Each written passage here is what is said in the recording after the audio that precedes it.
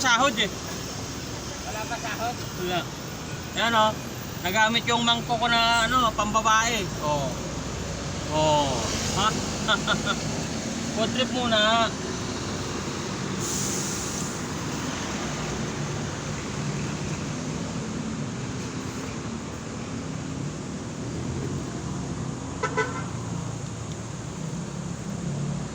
Uy!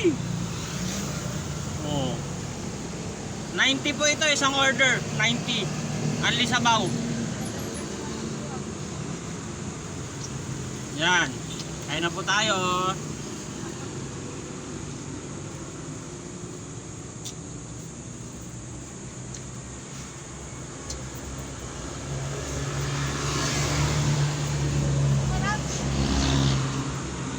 Hindi na nakapagsalita eh.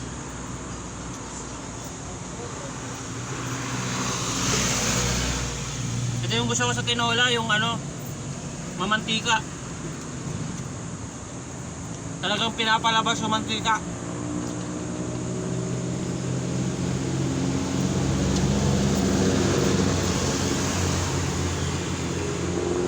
Yung sa akin nga, ina-adobo ko pa bago ko gawing tinola eh. Kaya nakakita ako ng ganong adobo, kulay itim na nga eh.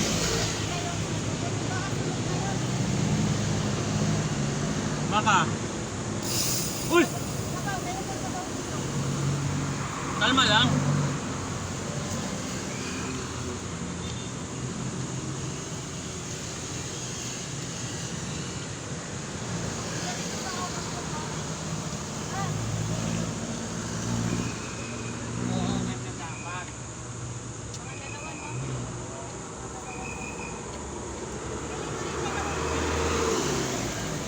Sige. Meron dyan. Dinamihan ko lang talaga yung bili kasi akala ko tatagal kami dyan. 10 yan eh. Ne? 10 peraso.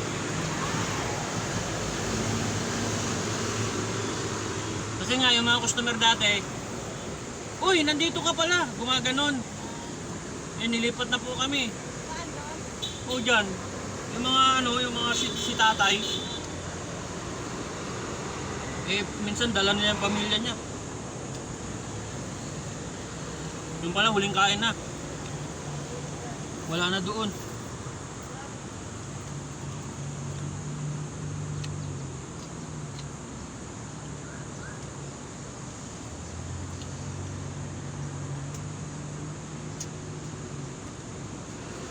Nagdos yung kanin.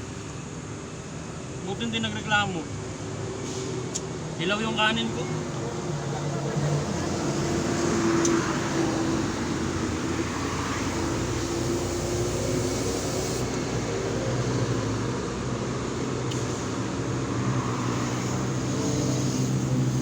Kasi nga, bago ako umuwi kahapon, yung mga tambay dyan na truck, sabi niya, anong oras ka lumalabas? Kaya tumatak sa isip ko, puntahan ko sila ng tanghali.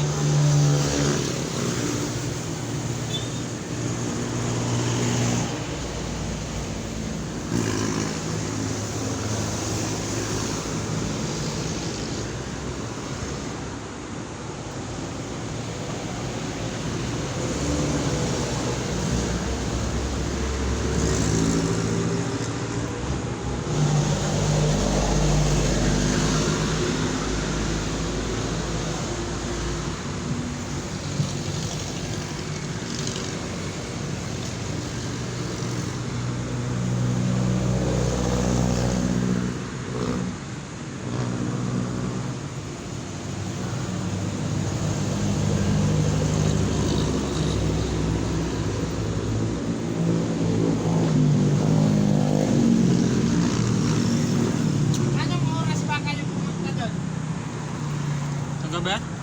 Ha? Gabi? Oo. Ako mga pa-alas 6 na ako dumating. Madilim. Alas 6. Madilim yan. Kaya nagtaka ako bakit madilim.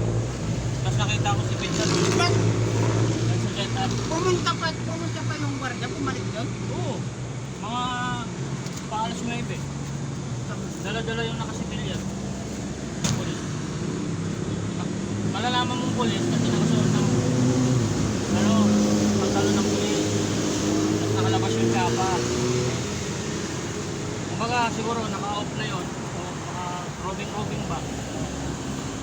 Mabait yung pulis. Alam na naiintindihan niya yung mga ganon. Kaso itong si punta doon, malakas ang loob pag daldal kasi may kasamang pulis eh. Pag kung sasagot yung bento, nangyayari. Bakit ano Ang salita niya, Ang umalis na kayo lahat dito. Ganun kami. Dapat wala nang bento dito. Kasunod niya ng pulis. Kami. Pinalis sila dito. Hindi, nung nandyan sila, sabi ko na saan yung iba. Sabi ni Pizzarol, nandun, nagtatago sa Metrobus. Tapos dumating si Soda, sabi niya, pwede ba rito? Sabi ko, sige, lumipat ka na dito. Dala niya yung pula niya sa sakyan. Nakapag-set up na kami, 4 na tindera. Tapos nakapag-serve pa ng mga 2 order. Si Pizzarol nakapag-serve na rin. Saka dumating yung police, yung security, yung uniform niya naman na-detect sa ilaw. Turo ng turo kung saan saan. Hindi naman daw hawak ng Toyota yung pinapistuan namin. Hawak daw ng Sorotel. Yung Sorotel daw nagre-reklamo. Si Roger daw nagreklamo. Oo, na... Sino ang Roger naman yun? Ha? Sino naman yun? Yung building ng Sorotel, yan o, management, yun daw yung nagre-reklamo bakit daw masyadong madaming tumatambay dyan. Kasi Dahilan lang eh. nakikita daw na maliwanag yung gabi. Pero ano ko, siguro kung ating bahay mo yung panay sumbong doon eh. Tama, mali. Sabi ko nga nakakatulong nga kami dun sa mga tumatambay dyan kasi maliwanag na ilang sila. Umaatras. Ginagawang pistuhan yan eh. Guard na mismo nagsabi na sobrang dilim dyan, maraming milagong nangyayari. Kung dapat, mga bading. Malaki ng camera dyan, CCTV. Bumili sa akin yung guard, nagkwento. Yung ang inaano ko, hindi ko lang masabi pero yung inaano ko kasi anong gagawin naman niya dyan na mabalik-balik sa wala naman sa tinda dyan. Kaya nga tingnan mo ngayon, kagayan, kagabi, umalis lahat. Sobrang dilim. Tuntuan na yung mga dyan, gagawa ng lagim. Ay, sigurado, tatama yung ano. Hindi man lang naisip na nakakatulong tayo.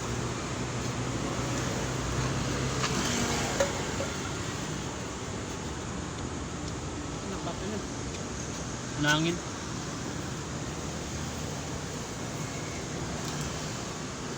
Baka nga mamaya umikot yun eh. Tapos, ganito gagawin.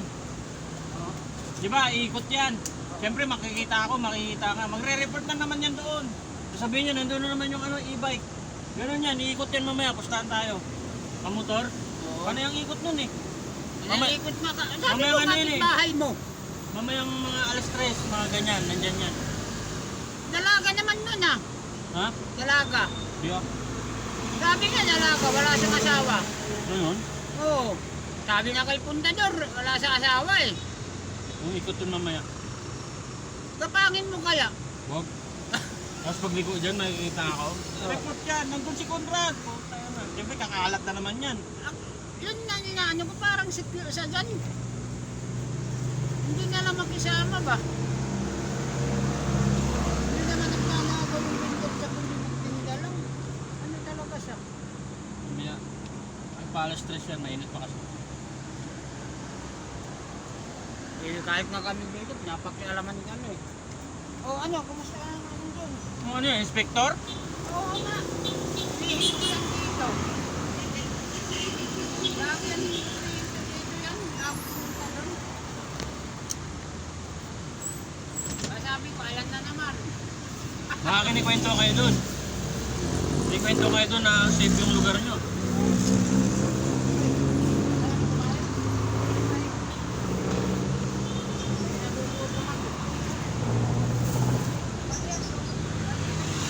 Palitan mo. At parehas.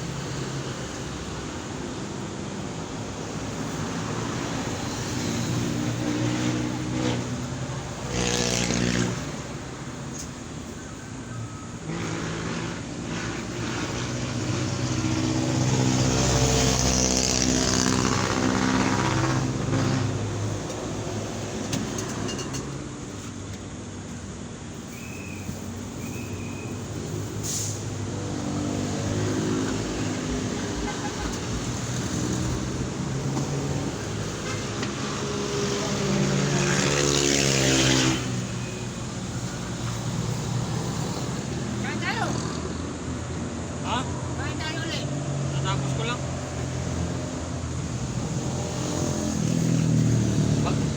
Pag tumukar na naman, ito,